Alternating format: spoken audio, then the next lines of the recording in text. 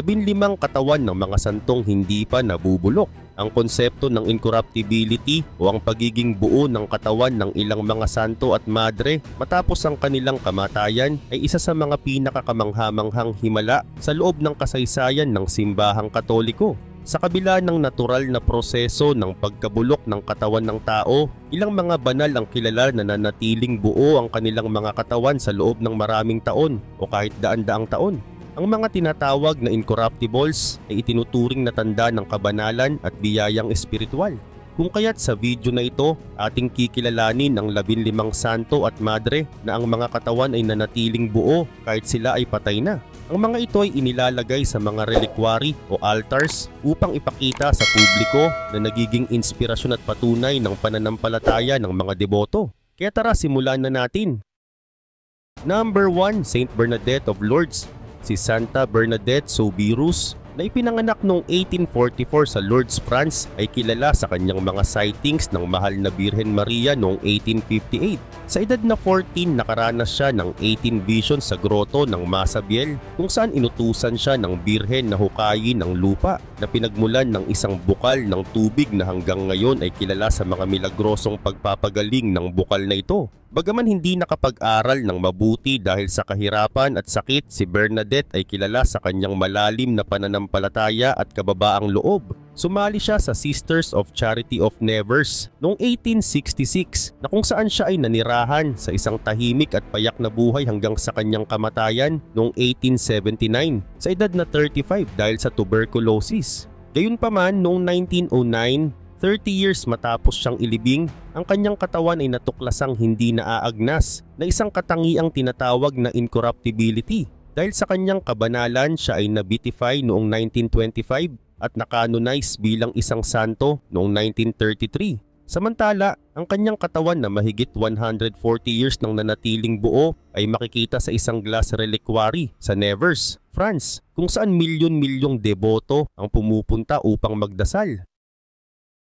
Number 2, Saint Teresa of Avila. Si Santa Teresa ng Avila na ipinanganak noong March 28, 1515 sa Spain ay isang kilalang mystic, theologian at reformer ng simbahang Katoliko. Pumasok siya sa kumbento ng mga Karmelita sa edad na 20 at kalaunan ay nagsagawa ng mga reforma sa Carmelite Order na naging dahilan ng pagkakatatag ng mas mahigpit na sangay, ang Discalced Carmelites. Samantala, nakilala siya sa kanyang malalim na mystical experience, kabilang ang mga pangitain o visions at transverberation ng puso na kung saan nararamdaman niyang sinusugatan siya ng anghel dahil sa apoy ng pagmamahal ng Diyos. Gayunpaman, kabilang sa kanyang mahahalagang libro ay ang The Way of Perfection at The Interior Castle na patuloy na nagbibigay inspirasyon sa mga Christian mystic. Samantala, siya ay nakanonize noong 1622 at itinanghal na Doctor of the Church noong 1970 bilang pagkilala sa kanyang kontribusyon sa espiritualidad at teolohiya. Isa rin siyang santo na kilala sa incorruptibility o hindi pagkabulok ng kanyang katawan na kung saan tinatayang 450 years na ang katawan niyang hindi nabubulok na itinuturing na tanda ng kanyang kabanalan. Ang kanyang pamana ay nananatiling buhay, lalo na sa mga naghahangad ng mas malalim na relasyon sa Diyos sa pamamagitan ng panalangin at mystical acts. Number 3, Saint Catherine Labor. Si Santa Catherine Labor na ipinanganak noong May 2, 1806 sa Burgundy, France ay isang relihiyosang madre ng Daughters of Charity na kilala sa mga pangitain mula sa mahal na Birhen Maria noong 1830. Samantala, ang kanyang pinakasikat na pangitain ay noong November 27, 1830 na kung saan sinasabi niyang nakita niya ang Birhen na may mga sinag ng liwanag mula sa kanyang mga kamay at nakapalibot dito ang mga salitang "O Mary conceived without sin, pray for us who have recourse to thee." Bukod pa rito, sinabi ng Birhen na ipagawa ang isang medalya na kalaunan ay tinawag na Miraculous Medal at ipinangako na ang mga magsusuot nito ng may pananampalataya ay makakatanggap ng mga biyaya. Matapos nito, tahimik na namuhay si Catherine bilang isang madre at hindi ibinunyag ang kanyang mga pangitain. Sa kabila nito, noong huling bahagi ng kanyang buhay, unti-unti niya na rin itong ibinunyag sa kanyang spiritual director na si Father John Marie Aladel. Samantala, namatay siya noong December 31, 1876 at nang hukayin ng kanyang katawan makalipas ang 56 years, ito ay natagpuang hindi nabulok na isang tanda ng kabanalan. Gayunpaman, noong 1947, siya ay nakanonize ni Papa Pio VII dahil sa kanyang kabanalan at sa pagpapalaganap ng devotion kay Maria sa pamamagitan ng Miraculous Medal na patuloy na nagbibigay ng mga biyaya sa mga deboto. Number 4. Saint John Vianney. Si Saint John Vianney, nakilala rin bilang Cura d'Ars, ay ipinanganak noong 1786 sa Dardilly, France sa isang simpleng pamilyang magsasaka. Gayunpaman, kahit na siya ay nahihirapan sa pag-aaral, lalo na sa pag-aaral ng Latin, natupad pa rin niya maging pari noong 1815 at siya ay na-assign sa maliit na parokya ng Ars-sur-Formans noong 1818. Samantala, naging sikat siya sa kanyang kababaang loob, malalim na pananampalataya at dedikasyon sa sakramento ng kumpisal na kung saan siya ay naglaan ng 16 hours bawat araw upang pakinggan ang mga nangungumpisal. Bukod pa rito, kilala siya sa kanyang kakayahang makita ang mga kasalanan ng mga nangungumpisal kahit na ito ay hindi pa nila sinasabi, at kilala rin siya dahil sa kanyang bilocation na kung saan siya ay nakita sa dalawang lugar ng sabay. Dahil dito, naging sikat ang bayan ng Ars na pinupuntahan bilang isang religious journey ng mga tao dahil sa kanyang kabanalan, at libu-libong tao rin ang dumadayo upang makapagkumpisal sa kanya. Gayunpaman, noong August 4, 1859, pumanaw siya sa edad na 73. Samantala, noong 1904, nang hukayin ang kanyang katawan bilang bahagi ng beatification process, natuklasang hindi ito naaagnas. Siya ay nakanonized noong 1925 at ngayon ang kanyang incorruptible na katawan ay makikita sa Basilica of Ars, France. Number 5. Saint Alexander of Svir. Si San Alexander ng Svir na ipinanganak noong 1454 sa Russia ay kilalang santo ng simbahang Orthodox na nagtatag ng Monastery of the Holy Trinity malapit sa Svir River. Mula sa murang edad, ipinakita na niya ang malalim na debosyon sa Diyos at pinili ang buhay sa monasteryo. Samantala, siya ay naging monk sa Bala Monastery bago pumili ng tahimik na pamumuhay sa isang kagubatan kung saan nakaranas siya ng mga mystical vision, kabilang ang pagpapakita raw ni Santissima Trinidad noong 1507. Ang kanyang malalim na spirituality at religiousness ay nagbigay inspirasyon sa marami na humantong sa pagbuo ng isang komunidad ng mga monghe. Gayunpaman, namatay siya noong August 30, 1533 at ang kanyang katawan nang hukayin noong 1641 ay natuklasang hindi nabulok na isang tanda ng kabanalan. Samantala, si Saint Alexander ay kilala sa kanyang malalim na pananalangin, pamumuno sa monasteryo at sa kanyang mga himala, lalo na sa mga may sakit at nangangailangan ng espiritual na tulong. Ang kanyang katawan ay nananatili sa kanyang monasteryo na naging sentro ng debosyon. Tinuturing siya bilang isang makapangyarihang mediator at ang kanyang mga himala at ang incorruptibility ng kanyang katawan ay ang naging dahilan ng kanyang pagkilala bilang santo. Number 6. Blessed Margaret of Metola. Si Blessed Margaret of Castello na ipinanganak noong 1287 sa Metola, Italy. Siya ay isang bulag, kuba at may dwarfism na kung saan ang kanyang height ay mas maliit sa normal na mababang height na naging dahilan upang itakwil siya ng kanyang aristocratic na mga magulang.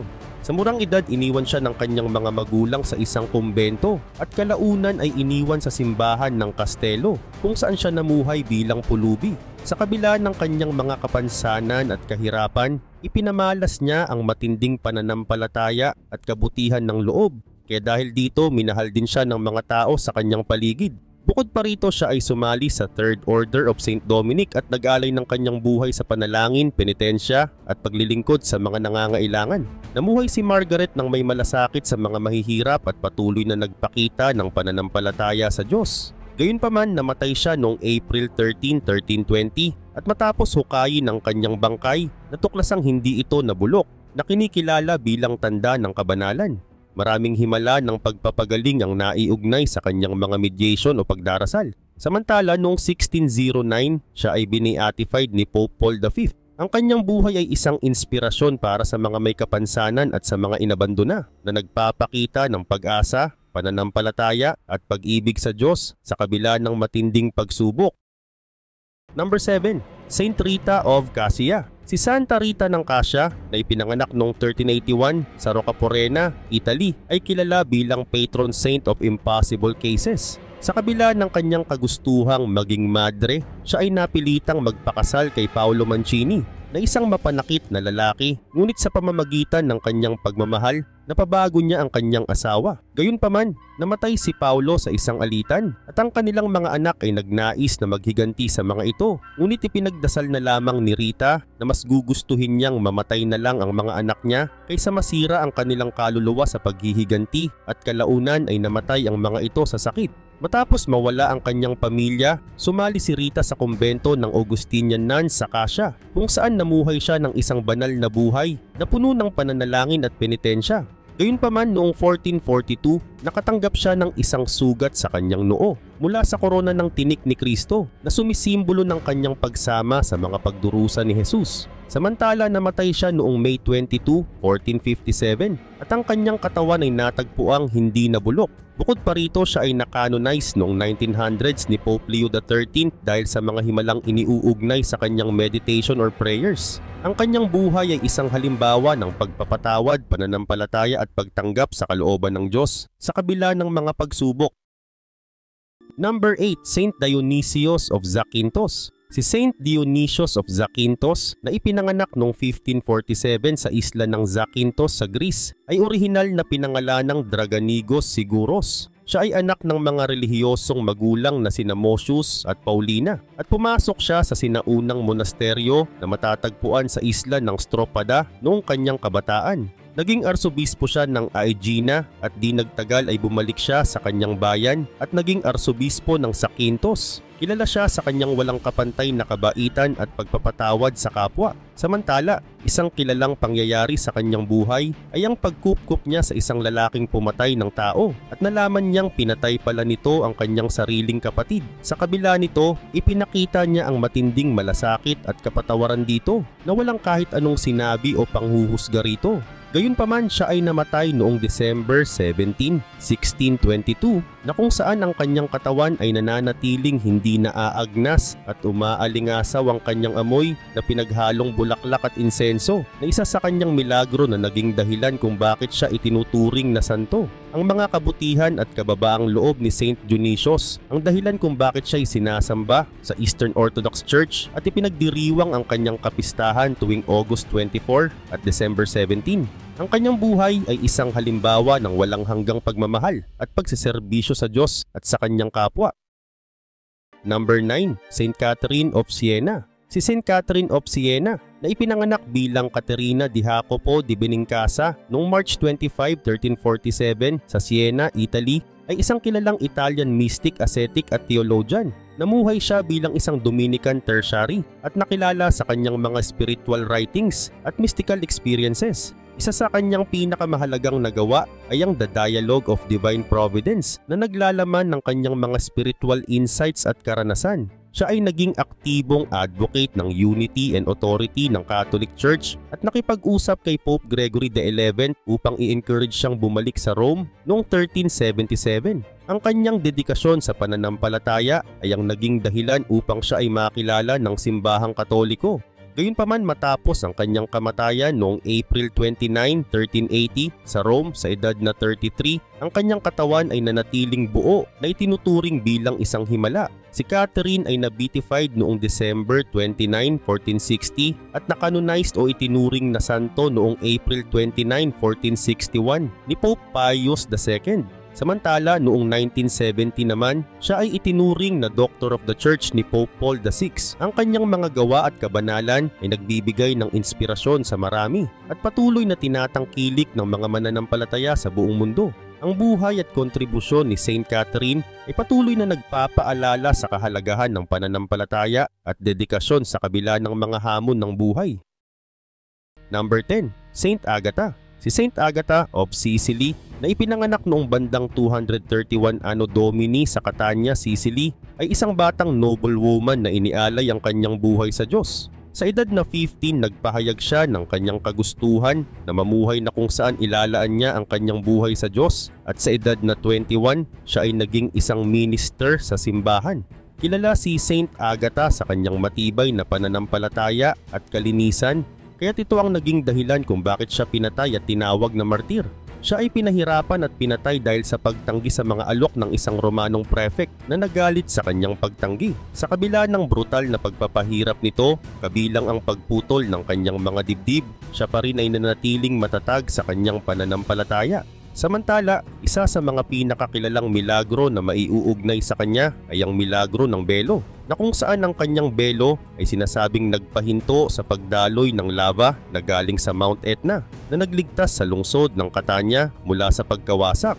Ang kanyang hindi nabubulok na katawan na nanatiling buo matapos ang kanyang kamatayan ay isa pang patunay ng kanyang kabanalan at milagro. Si Saint Agatha ay patron ng mga pasyente ng breast cancer, mga martir, at siya rin ay patron sa iba't ibang lokalidad sa Italy at iba pang lugar. Ang kanyang kapistahan ay ipinagdiriwang tuwing February 5. Ang kanyang buhay ay isang halimbawa ng walang hanggang pagmamahal at pagseserbisyo sa Diyos at sa kanyang kapwa. Number 11, Saint John of the Cross. Si Saint John of the Cross na ipinanganak bilang Juan de Yepes y Alvarez noong June 24, 1542 sa Fontiveros, Spain ay isang kilalang mystic, poet at Carmelite friar na Spanish. Kilala siya sa kanyang malalim na spiritual writings at mga makabuluhang kontribusyon sa pananampalatayang Katoliko.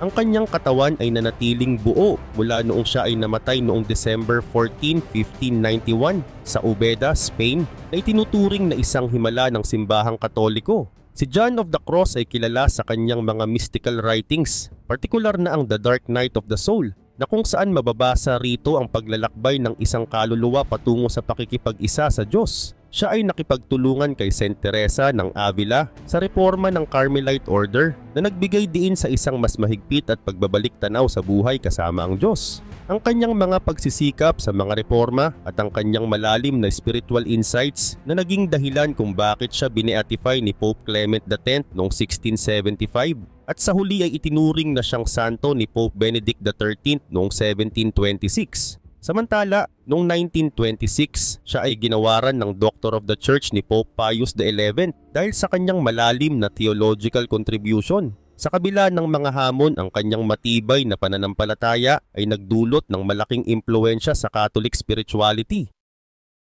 Number 12, Saint Charles Borromeo. Si Saint Charles Borromeo na ipinanganak noong October 2, 1538 sa Arona, Duchy of Milan ay isang kilalang obispo at kardinal ng simbahang Katoliko noong 16th century. Siya ay pangatlo sa 6 na anak ni na Count Gilbert Borromeo at Margaret Medici. Si Charles ay hinubog mula sa murang edad para sa paglilingkod sa simbahan. Naging kardinal siya sa edad na 22 at naging arsobispo ng Milan noong 1564. Isa siya sa mga pangunahing tagapagtaguyod ng Counter-Reformation na nagsusumikap na ireforma ang simbahan at pagandahin ang espiritual at moral na buhay ng mga pari at mga mananampalataya. Kilala si Saint Charles Borromeo sa kanyang malalim na pagmamalasakit at dedikasyon sa mga mahihirap at may sakit. Noong panahon ng salot o epidemya noong 1576, personal niyang inaalagaan ang mga may sakit kahit na may malaking panganib ito sa kanyang sarili. Gayunpaman, ang kanyang hindi naaagnas na katawan na nanatiling buo matapos ang kanyang kamatayan noong November 3, 1584 ay itinuturing na isang patunay ng kanyang kabanalan. Samantala siya ay itinuring na santo noong November 1, 1610 at ang kanyang kapistahan ay ipinagdiriwang tuwing November 4. Si Saint Charles Borromeo ang patron ng mga obispo, kardinal, seminarista at mga spiritual leader ay nagpakita ng isang buhay ng walang sawang paglilingkod at pagmamahal sa Diyos at sa kapwa. Number 13, Saint Francis Xavier.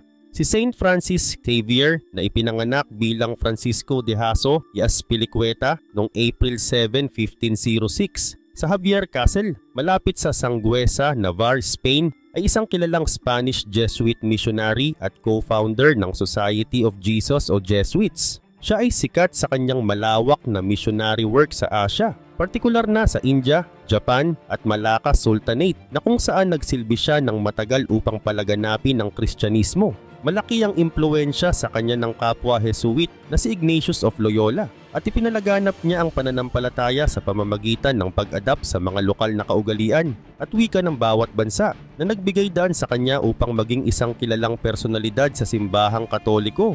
Ang kanyang walang pagod na pagsusumikap sa pagtaguyod ng pananampalataya at ang kanyang kakaibang pamamaraan sa kanyang mga missionary works ay nagbigay sa kanya ng mataas na pagkilala. Siya ay na-beatified ni Pope Paul V noong 1619 at naituring na santo ni Pope Gregory XV noong 1622. Sa kabila ng kanyang kamatayan noong December 3, 1552 sa Siangchuan Island, China, ang kanyang katawan ay nanatiling buo na itinuturing na isang himala. Ang kanyang katawan ay nakadisplay sa Basilica of Bom Jesus sa Goa, India, na patuloy na dinarayo ng mga mananampalataya mula sa iba't ibang panig ng mundo. Ang mga gawa at ang dedikasyon ni St. Francis Xavier ay patuloy na nagbibigay inspirasyon sa maraming mananampalataya. Number 14, Saint Zita. Si Saint Zita of Lucca na ipinanganak noong 1212 sa Monte Sagrati malapit sa Lucca, Italy, ay isang mapagpakumbaba at banal na babae na inialay ang kanyang buhay sa paglilingkod sa Diyos sa pamamagitan ng kanyang trabaho bilang isang domestic servant.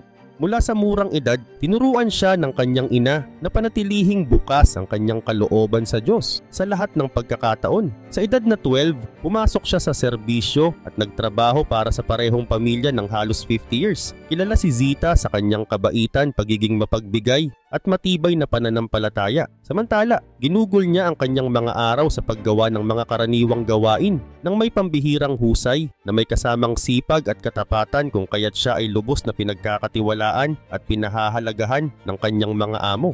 Isang kilalang milagro na maiugnay sa kanya ay ang milagro ng mga susi, kung saan natagpuan niya ang nawawalang mga susi ng kanyang mga amo na naging dahilan upang siya'y lapitan para sa tulong sa paghahanap ng mga nawawalang bagay.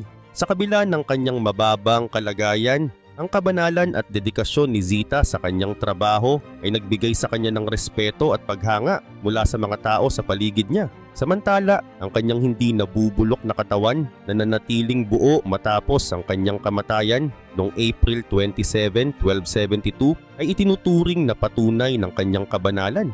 Si Saint Zita ay patron ng mga katulong, domestic servants, homemakers at mga taong pinagtatawanan dahil sa kanilang kabanalan. Gayunpaman, ang kanyang kapistahan ay ipinagdiriwang tuwing April 27.